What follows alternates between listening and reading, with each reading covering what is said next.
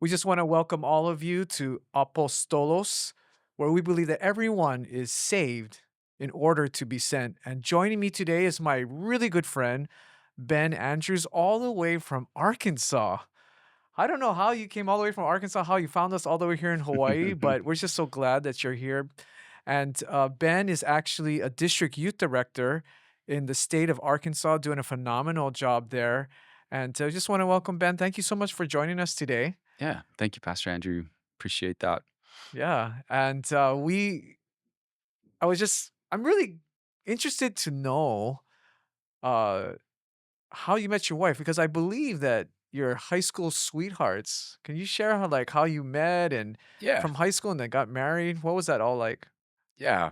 Well, the brief story is my wife and I lived 45 minutes away from each other, Mhm. and her dad was a pastor, and we lived in the same geographical region and section of Assemblies of God churches, and then she moved. Mm. I never knew her while she lived there. I met her one time, but didn't really know her, and so she moved away. And Arkansas Youth Camp, there's really something special about Arkansas Youth Camp, which we have the blessing now of overseeing, Wow.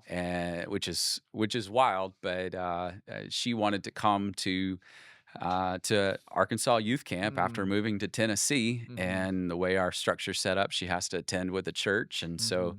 she had a good relationship with our youth pastor, with my youth pastor, and asked if we could, Yeah. give her a ride to church camp. Yeah. And so I jump on the bus in July of that year, and I see Lindsay standing there, Wow. and was like, I've got to know her. Yeah. And so we got to know each other that week, and really our relationship has been, I believe, so strong, just Mm. simply because for the first year of knowing each other, Mhm. there was no dating, there was no talking about that. We were just there as friends, and Mm. it was one of the worst years of her life. Mm. When we met. Um, just She had just found out that she was about to have her third open heart surgery, Wow. and so we go to camp, and the Lord Uh-huh. just does a great work in her, just gives her a peace that Yeah. everything was going to be okay.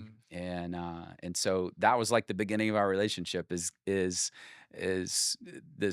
this massive struggle, Mm. obstacle in her way. It's her Mm. senior year. She's about to go into. Wow. She's going to have this open heart surgery just a few days before her senior year would start. She Mm. would miss the first 6 weeks of Wow. school, have to have a homebound teacher come and teach. and Mm.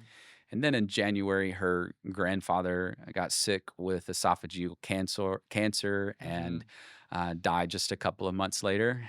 And then Before she graduated. before she graduated, yes, Wow. that was in March. And again, we're just friends at this point. We were Yeah. just kind of each other's, like, this is who we would talk to Yeah. and just work stuff out with. And it was long distance, obviously. She was in Tennessee, 2.5 hours away. And Yeah. but then her grandfather died in March, and then in May, Mother's Day weekend, the grandmother was coming across the state of Arkansas Mhm. to live for a little while with Lindsay and her parents, Mhm. and she died in a head-on car Oh my collision goodness. on the way on Mother's Day Oh weekend. my And so goodness. that whole year was just really a year for us, just to really create a foundation of a Wow. relationship. And at church camp the following summer, a year to the date, we just realized the Lord's in this. Yeah. This is something that that we think the Lord is doing Mhm. something. And we had some obstacles to overcome. She was Yeah. going to Bible college in Springfield, which was even further away from my hometown. It was like Yeah. 5 hours. So, and I still had 2 more years of high school, Oh. and so we dated for my last 2 years of high school, her first 2 years of Bible Mm. college. I got to Bible college. We got engaged, and at the end of my freshman year, end of her junior year, we got married. Wow. And so that was the journey. Um, And yeah. what's really interesting to me is that it was a struggle in the beginning, but can you tell us now how many years have you been married? Yeah, 20 years 20 coming up in years. May. Yeah. So after 20 years, you're just telling me the past 2 years have also been quite challenging. And could you Yeah, share a little bit of what it's been like after this incredible marriage, and then you have family and all of that, your kids? yeah. Yeah, the last 2 years have been a real struggle. In January of 23, Mhm. Lindsay became, very sick. It took us a little while to figure out what was going on, Yeah. but ultimately found out that she had, bacteremia, a blood infection, Mm. just bacterial infection flowing through her heart and through her blood, and we got that under control, but she still wasn't well, Yeah. and then she was, in April of 23, the Lord healed her instantaneously, just took it all Wow. away, brought all of her energy back. Yeah. We went on a mission trip that summer. We Mm. we lived life. It was great. And then in January of 24, the end of Mm. December 23, January 24, we began to realize something's not right. Mm. And we didn't want to at first admit that Yeah. it might be this, but we found out that more complications in her heart, Wow. and that led to ultimately to her fourth open heart surgery Wow.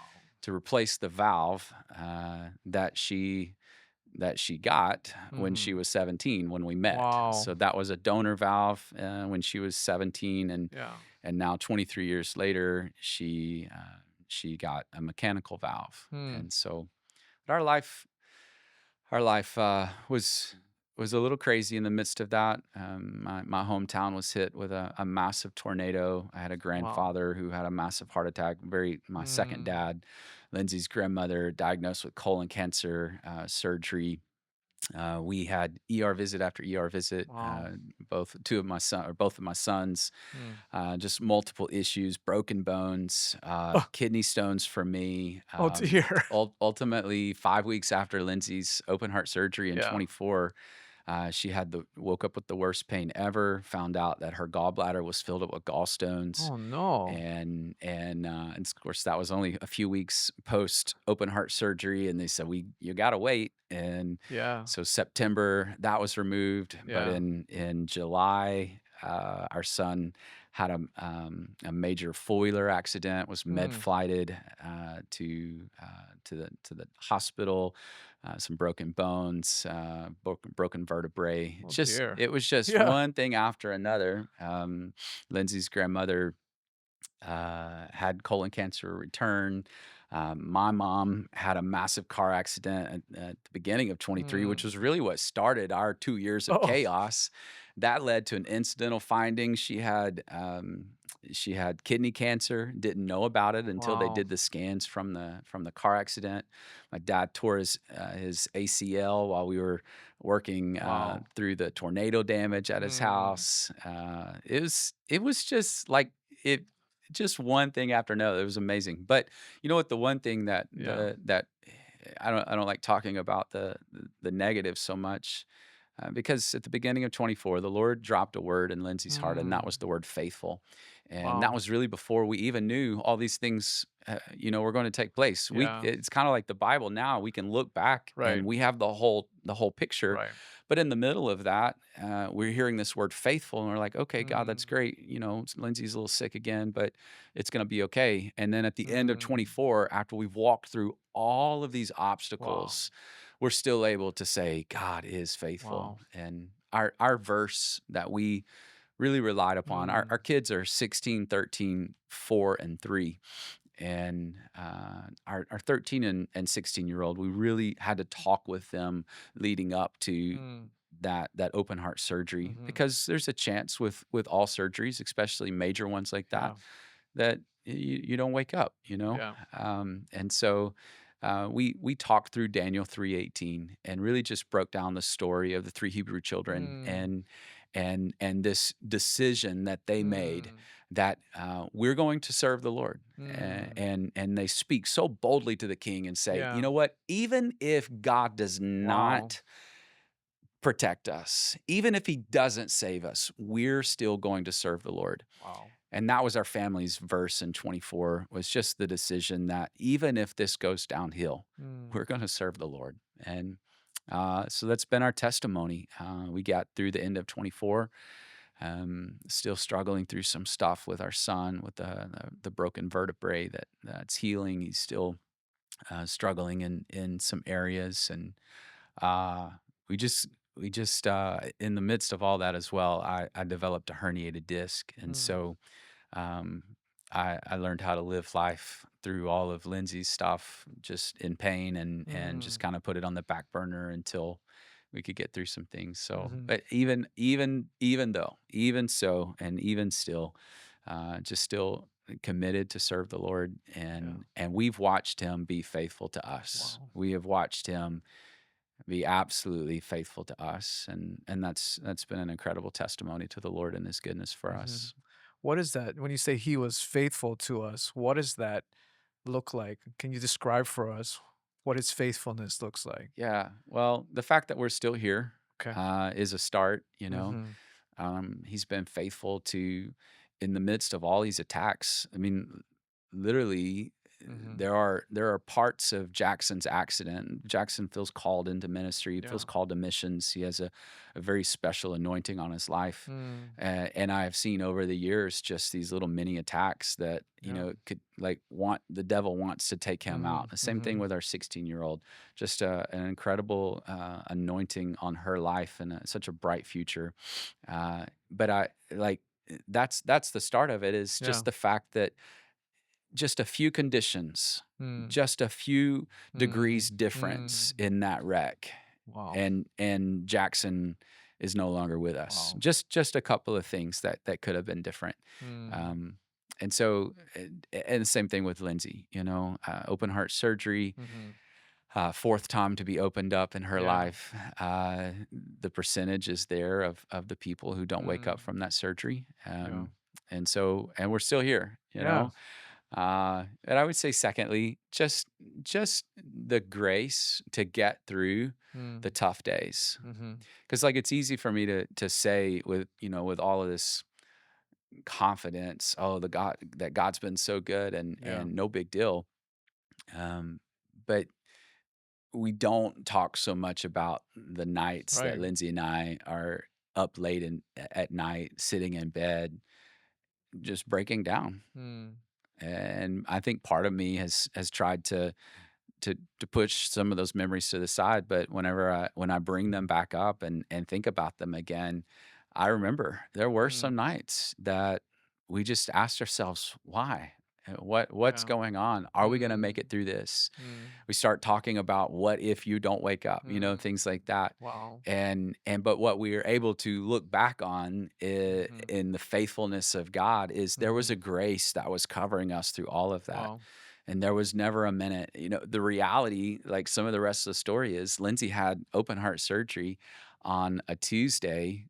We left the hospital, drove straight to our campground on Mm. Saturday, and started our first of 10 weeks of camp on What? Wednesday. What?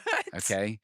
And so I am directing a Oh camp. my Last year gosh. we had like 3,600 students in those Yeah. 10 weeks, and so I'm directing a Wow. camp. I'm taking care of her. She's got a Wow. PIC line that takes daily antibiotics. We have 4 kids. Like Yeah. we're doing all of this, and God's still moving. God's still Wow. doing crazy Wow. stuff, and there's in the natural sense of things, there's Mm. no reason for me Mhm. to have come through that season Mm. with my sanity, Mhm. And so I just look back and I just realize, man, God was faithful in every moment, in everything.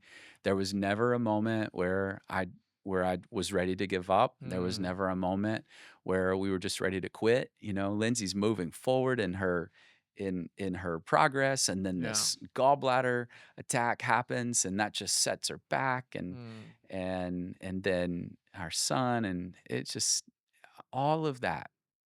I can look back right now and say, we survived, we thrived. Wow. The Lord continued to Mm. move, continued to do incredible things, Mhm. and in the end, we're still sitting here Yeah. talking about God's goodness. Wow. Instead of blaming Him and Wow. being frustrated. Mm. I really feel like that's what I mean by that, as far as the faithfulness of God. 'Cause I feel like for a lot of us, and I feel like we all can in some way identify with pain, Sure. suffering. But I feel for me that my response would have been so much different. I'd be complaining, frustrated, bitter, upset. And here you are saying God is faithful. Uh, how did you make it through those tough times where you could have complained, you could have been Sure. bitter, you could have been resentful, and yet you made a decision in the midst of everything going sideways? Let me Yeah. pause you right there because we didn't make the decision in the midst of it. Wow. That decision was made a long time ago. Wow. And I've been reminded multiple times Mm, because 10 years ago, this past month, mm, I was diagnosed with shingles okay. in my cranial nerves. Oh, And so I had my fifth cranial nerve that branches out across the face yeah, like this, and the seventh cranial nerve comes across the top of the head. And both of those, if you know what shingles is, it's very painful for yeah. people in their waist and other areas. But in the head, there are a lot of nerves Mm, in the head, and they're very sensitive. And so I had what the neurologist described as ice pick headaches. wow. So you can just kind of let your imagination Wow. wander for a second. Yeah. And they would last for about 15 to 20 seconds, and my whole body would just grit, just Mm, grip up, and I would just feel like somebody was pounding mhm. my head with ice picks. And I had Bell's palsy. The left side of Yeah, my face just stopped responding, right. um, and it was in that season. I can take you to exactly where I was. I was laying in bed, and I was having a really serious reaction Mm, to medicine. They had actually put a numbing medicine directly shot into the back of my head, and I was having a really rough reaction to that mhm, day. And mm, I was laying in bed, and I just asked the Lord, "Why? mm, Why is this happening? mhm, Why are mhm. we going through this?" Because I'm one of those of the school of thought that we should not allow anything that we walk through to not be a teacher. Uh, Mm, that there's a lesson in every moment of pain mhm, for us. And so I'm testing God more or less. I'm mhm. asking why. Why am I going through this? Why am I hurting so bad? Completely Yes. debilitated, laying in bed. Haven't been to work in 2 or 3 weeks, and I'm asking this question. And if I've ever heard the Lord speak to me, it was in that moment, and it wasn't an answer to my question. It was another Mm, question, and it was as simple as this: Ben, do you trust me? wow. Do you trust me? Mm, And I had to make a decision in that moment. mm, Am I going to trust the Creator of the universe? Am I going to trust myself and medicine and my own knowledge and my own wisdom? mm, Or am I this day going to answer this question to the Lord who's asking me, do you trust me? Am I going to answer, yes, I trust you? And mm, then am I going to live it out? mm, And so that began a journey for us of every single day of trusting the Lord no matter what, mm. no matter what. Like that was just the decision that we made as a family. So we're going to trust the Lord. Wow. And so when we walk into January 3rd or January 5th of 2023, and I get the phone call that my mom's been in a serious car Mhm. accident, I get in the vehicle, and the whole way I'm I'm basically just saying over and over, Lord, I trust you. Wow. Lord, I trust you. Mm, 10 days later, when Lindsay comes down with what we thought was the flu and turned into be this bacteremia, I'm saying the whole time, Lord, I trust you. mm, I don't know what else to do. I don't have another mhm. choice. Yeah, I haven't come up with a better plan. yeah, If I did, I'd probably be tempted to use it. yeah, Um, but I hope I answered your yeah. question right. For us, it has been just another layer or Mm, another step in this journey mm, of truly trusting God, not just saying, "I trust you, Lord," mhm. not just quoting Proverbs 3, 5, and 6, Right. 7, not just doing the token, Mhm. a tangible, literal, regardless of the circumstance, Wow. regardless of the situation, I'm going to trust you. Mm, I hope. and I pray that I would have had the confidence in my trust in God that on May 21st of that surgery, should the Lord have taken my wife, for me to be able to say, "I still trust you." Wow. I I hope that I Mhm. have that. Mhm. I hope that that's there, you Yeah. know? I believe that it's there. Yeah. None of us truly know until we're Mm. tested, but, Mhm. yeah, I think it's a pre-choice choice as we sometimes talk to Mm. teenagers about. True. Um, just making the decision Yeah. before you get to that Right. day.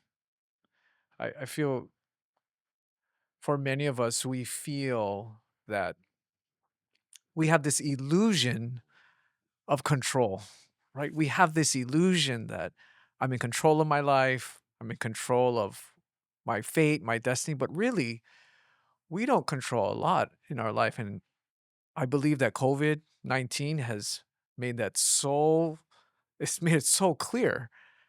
And to be able to say, when I'm not in control, I trust in you who is in control. uh, I just feel like that's such a huge step for many of us. And for those out there, could you speak to those out there listening right now that can identify and can say, Ben, I hear what you're saying. I'm going through something really, really similar. And now hearing your story, could you speak to them right now and give them a word of encouragement? Sure. I'm gonna use a phrase that I coined several years ago, and it can be misinterpreted, so I'll be quick to follow it up with Okay. an explanation, but, I truly, feel that every season of pain in a Christian's life is preparation for promotion. Wow. And that's the phrase. It's not promotion in the world's view of Hmm. promotion, that I'm getting promoted to a better job, Mhm. or to a, a pay raise or a Mhm. higher title. In the economy of God, promotion is about being faithful Mhm. over a portion, and then being given the opportunity to be faithful over a larger Mm. portion, to be trusted with more. Mm. And so that's not necessarily another job title or Mhm. a salary increase. It's the promotion in the sense of the Lord of giving you the ability to be trusted with more. Um, and I think that every season of pain, at least for my life that I've walked through, and I think it's applicable to Mhm. every minister for Yeah. sure. As you walk through a season of pain, if you choose to harness that season and recognize it as a season of preparation Mm. for the next season, Mm. it almost makes it worth it. Mm. If it's kind of difficult to say that, because I don't want to ever say, well, Right. yeah, this season of pain Yeah. was worth the season of promotion. But in reality, I think if I look back over my life, I would Mhm. say it was. I would I have seen different seasons of pain Mm. that weren't health or physical like they have been the last 2 Right. years. Seasons of ministry pain, Mm. relationships that caused pain, Mm. and how I responded to those seasons of pain helped prepare me Mm. for my next season or my Mm. next assignment Right. in life. I look at my very first assignment when I was 18 years old, my very first staff position at a church, and some of the things that I walked through that were serious pain for me, and how Mm. I responded to those things, how I Mm. reacted, and the growth that took place in my Mm. life, in my spiritual life, my emotional life, Mhm. my social life, even like how I interact with people around me. Yeah. All of those things then became the preparation point for me to have a promotion, Mm. where the next assignment in life I had more responsibility. Mm. There were more people for me Mm. to influence. And I walked through some seasons of pain in that assignment, Mm. in that season of life, and that prepared me for my next assignment, Mm. and so on and so forth. And I feel like hindsight, again, I know the whole story now, but Right. when you're living this Right. out, you have Mm. to have something that keeps you focused and keeps you moving Yeah. forward. And for me, it became, I recognize this season of pain. I recognize this season of struggle as an opportunity to prepare me for whatever the Lord has Wow. for me next. And the lessons that I learn Mhm. now, the lessons that I Mhm. learn in this difficult season. And honestly, Pastor Andrew, our response, I've used that phrase a Mm. couple of times, but our reaction or our response to what is taking place is so vital. We can't always control what's around us. Mhm. There is one thing you can always control, and that is your response to what's Mm. going on. All of us, Right. we all have the ability to hold our tongue whenever Mm. whenever our flesh says, "You got to stand up for yourself." Wow. And reality is, Jesus, he didn't defend himself. Mhm. So why should we be so quick to defend ourselves Mm. in moments of struggle? Um, Anyway, I could go off on a tangent there, but I for the person that's listening who's walking through a season of Yeah. struggle, um, our response is so important, Mhm. especially if that struggle involves other people. Yeah. We may not be able to control what they say, what Yeah. they do, Mm. especially if it's leadership above us. Right. I talk to a lot of staff pastors. Mm. That's a weekly ministry that Mm. I have, and in how they interact with their lead pastors or their Mhm. bosses. And one of my first questions whenever they come to me with a complaint or a frustration or a Yeah. pain is, okay, how are you going to respond to this? Mm. Like, what is what's going to be your internal response? Mm. How are you going to become a better person in this season? You Mm. can't control what they say, but you can control what you do and Right. what you say. And your response in Mm. this difficult season is going to show a lot about your character and your integrity Mm. and your longevity in ministry. Mm. Uh, yeah, Yeah, it's such great revelation that you're sharing. I love what you said about predetermined. Uh as pastors, right? We're always preaching that to our church, right? You got to predetermine. You wake up in the morning, you're going to predetermine, you're going to seek God, and even for like young people, you're going to true love waits, and we yes, predetermine even if all your feelings are telling you otherwise, and yet to apply that to when we are going through suffering, I just thought that's something that I need to apply to my life. But as we predetermine, what I hear is you we also have to change our perspective because it's about preparation for promotion, right? Because God really does have a promise for us.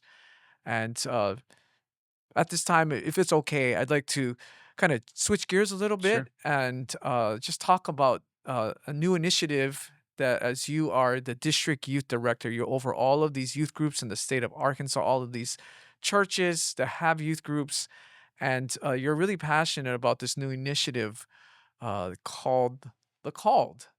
And could you explain to us what that is?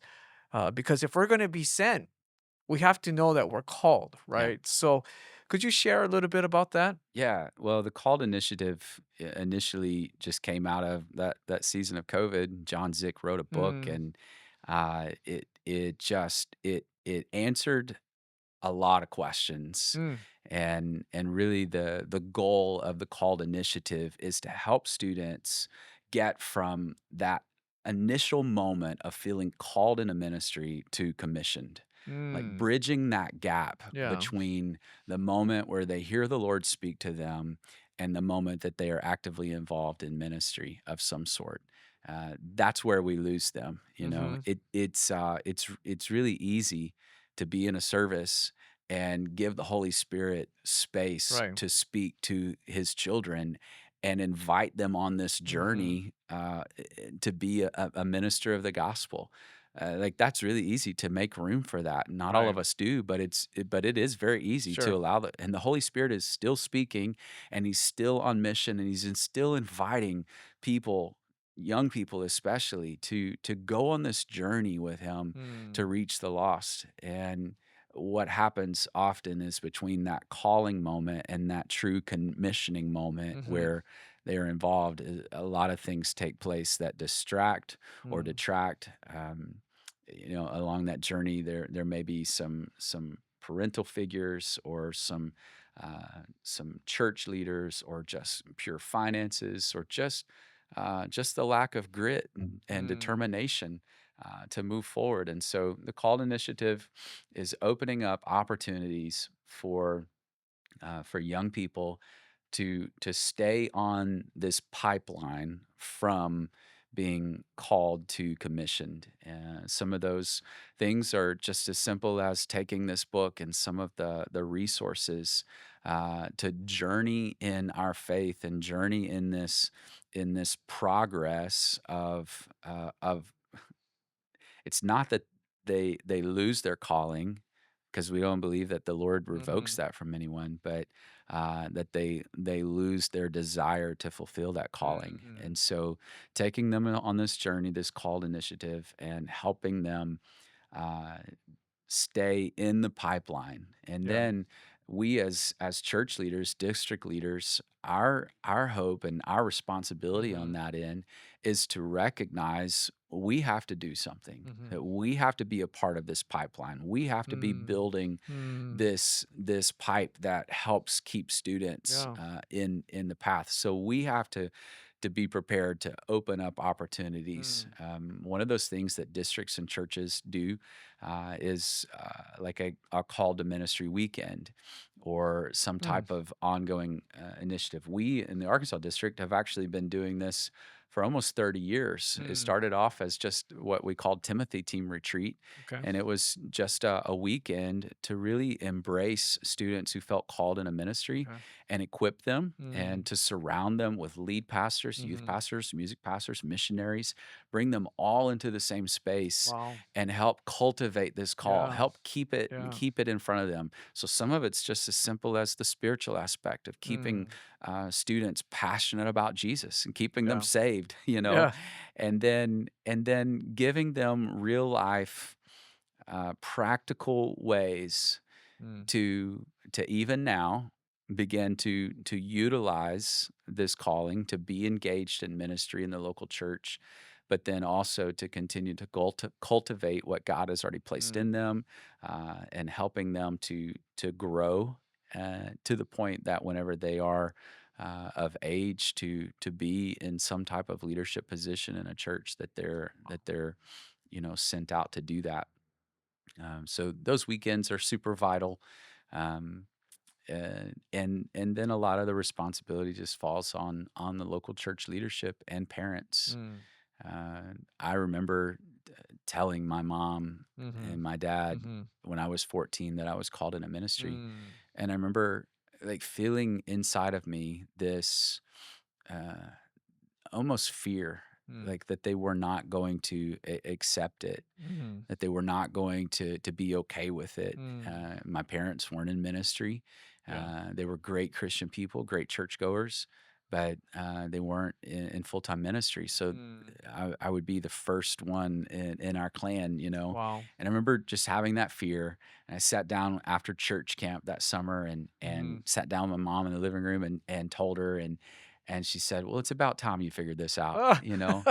And they were so supportive. Like, there's never been a Wow. moment, in the last 24 years Mm. since I felt that call in a ministry, there's never been a moment where I didn't get the green light from my parents Wow. to chase after Yeah. whatever God had before Mm. me. And they never limited me. They never said, "Oh, Ben, I don't think that you should do that. I don't think that you should go on that trip. That dream's too big." I've Mm. never one time heard Wow. my parents uh, tell me that what God was placing inside of my heart was unachievable or too big for Mm. me to work toward. And so I really think that there's a lot of responsibility on our parents, Mm. on the generation above, Yeah. to let go, Mm. of their Mm. kids and to allow God to do what he Yeah. wants to do. And then for church leaders to embrace that this generation wants to be engaged. They Yeah. want to be involved. Yes. They feel like they are winning whenever when they're a part of it. Yeah. And so there's got to be from the top down, from the Yeah. bottom up, everywhere there has to be this hand in hand cooperation Mm. for the called initiative to work. Mhm. And so some of it is education as well. Mhm. They're opening up some new opportunities through pathways to for students as juniors and seniors in Mhm. high school to get college credit and be on their path to get credentialed. Wow. That way, that by the time they're 18, Yeah. they actually have the educational requirements out of the way Wow. and can get credentialed through the Assemblies of God. Wow. And then if they go to a Bible college, those courses actually, an Assemblies of God Bible college, those courses will translate to credit Mm. hours. So just a continual revolution, really, of the things Yeah. that the Called Initiative is doing out of Springfield. Big props to John Zick and his team Yeah. for to just dreaming, and for our general superintendent for Mm. believing in this Mhm. and recognizing the need to embrace the call of the next generation. I have no idea where I would be today without parents who Mm. embraced that call, Mhm. without a lead pastor who said, "I believe in you. I see this. I want to help cultivate that." Um, Without a youth pastor that Mm. gave me opportunities to be engaged in ministry, Mhm. there's really just a huge blanket of appreciation for a Mm. whole lot of people Mhm. who saw value Yeah. in investing in me Mhm. as a teenager. Mhm. And I'm super grateful now, to look back and Yeah. say, man, all these people just made a huge difference. So It seems to me from the outside looking in that uh, the general council or our national leadership has put our best resources, our best energies into this initiative. Uh, some of the things that I'm hearing is that if I'm part of this called movement, that I'm a part of a Zoom call once a month. Can you talk about that?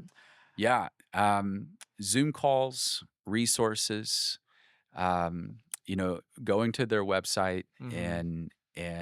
and getting dialed in takes you on a whole journey. Being able to just have mentors and Yeah. cohorts of people to be able to walk Right. with from within your district, across the nation, Right. maybe even across the world. Just the Yes, you are correct. The amount of investment, Yeah. it really, I haven't seen, a limit put on it. I Wow. think it'll just continue to grow as people understand the value. So I what I see is a young person from Hawaii feels called, all of a sudden gets into this pipeline, and now you're interfacing not only with other young people that are on fire for God around the world, but you're also front and center with our top leadership, our cutting edge leaders and our national team. Yeah, Uh, just to be able like, for me to be able to have this conversation, like, I am growing so much just to just be in the same room with you, right? And I can only imagine as a young person to have access to all of these resources and to have access to all of these people that are just as on fire for God, just as passionate and wanting to impart what God has given them yeah, to that next generation, and it's literally happening, like, right now, yeah, and for someone I can only imagine for someone who's a young person that wants to follow God and the call that God has for them, and now they step into this pipeline, right, and like you're saying, go all the way to being credentialed, becoming a missionary, becoming going into ministry, becoming a pastor, and I'm so excited about this, yeah. and I know you've started to implement this in your district. How is that going? Yeah, and one other thing that, as far as the end of this called initiative, Yeah. is also that, it's still growing, but, Okay. basically, like, Open Church List, Wow. has developed out of this a national database Okay. of the churches that have open positions Wow. for, for people who have gone through the called initiative to be able Wow. to see, okay, I Yeah. might be a good fit there. So Wow. yeah, for us, we took what was already going, the Mm. Timothy Team Retreat, Mhm. and we just expanded on it. Mhm. We turned a 2 day, very kind of Mhm. low key weekend into a 3 day. Invested in Yeah. it. It's a very inexpensive for our Mhm. students. Mhm. We underwrite a ton of the cost, Wow. bringing in both national speakers Yeah. to just invest and pour Yeah. in, but also leaders from across our district. And so like lunch can be spent with an executive presbyter, Wow. or Wow. with one of our a superintendent or assistant Yes. superintendent. Just having the opportunity for them to be able to be invested in that Mhm. weekend. Mhm. And then what took place from there is just a constant communication, uh, and videos Mhm. throughout the year, to just be able to say, "Hey, this is for you. We Yeah. want you to grow in this Mhm. and move forward." And so that's how we have implemented it just a bit more in our Mhm. district, and just talking about it. I mean, Yeah. that's the deal. Yeah. Is you got to start somewhere. Yeah. Just start by talking. Mhm. Just start by Mhm. investing in one student or one church. Right. Start by offering a weekend. Mm. Start by offering a Mm. mentorship. Mm. Uh, just start somewhere. Yeah. Like that's because every student who feels called in a ministry Right. but never is commissioned for that very first assignment, it just hurts my heart so much, Mm. so just starting somewhere, Yeah. even if it's small, Yeah. kind of like the rebuilding of the temple, Right. and God delights Right. in small beginnings. Yeah. Just start Mhm. somewhere. And I know for us here, for those of you who are listening, us here in the state of Hawaii, we are just getting started with the call. And part of that is just getting on this Zoom call with these great men and women of God. And just once a month, just being a part of what God is doing and just to hear from others, right? And that it was just stoke that fire. And Ben, I just want to thank you for joining us today and just really, number one, just for sharing your heart, talking about predetermining how I'm going to respond in the midst of suffering and knowing that God has a plan. He wants to promote us. And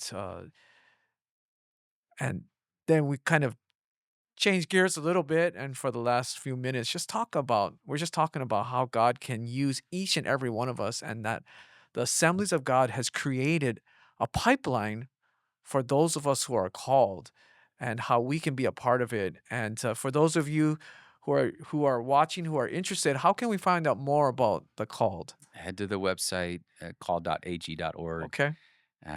It's very well done. Follow them on social Yeah. media. They're constantly putting out content, Mm. uh, both geared toward students, parents, leaders, Mm-hmm. just a wide variety. But that's really the best place to start. Yeah. Sign up.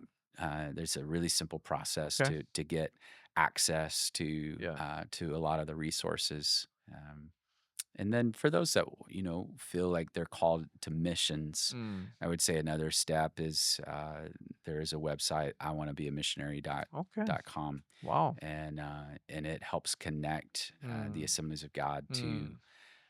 to some students who feel called into Wow. ministry, or into missions rather. Mm-hmm. So some great places to start, some great things that our fellowship is Okay. doing.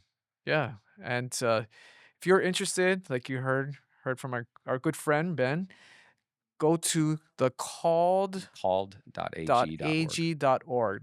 That's the call.ag.org and find out more information about this because maybe you're not a young person, but you know of a young person that God has a call in their life and it's so evident. I would encourage you to go on it and to explore and just to see what God can do through this amazing resource. So I just want to thank Ben. Thank you so much for Yeah, joining us thank you. today. Thank you for sharing your story with us. Yeah, And thank you for sharing about what God is doing in Arkansas. Really, really excited now to have a really good friend in Arkansas. You're my yeah. first friend in Arkansas. Come on. Love it. But thank you so much for joining us today. And thank you, Ben, for joining the show today. And as always, if anything that you heard today has meant something to you and you're already thinking about someone who would really benefit from this, please share it with your friends. And all at the same time, please subscribe. It helps us to get the word of Apostolos out to the rest of the world because we believe that we're not just here to be saved. God has called us to be sent. Thank you so much. Aloha and God bless you. For more information on this podcast, visit firstaog.com/apostolos.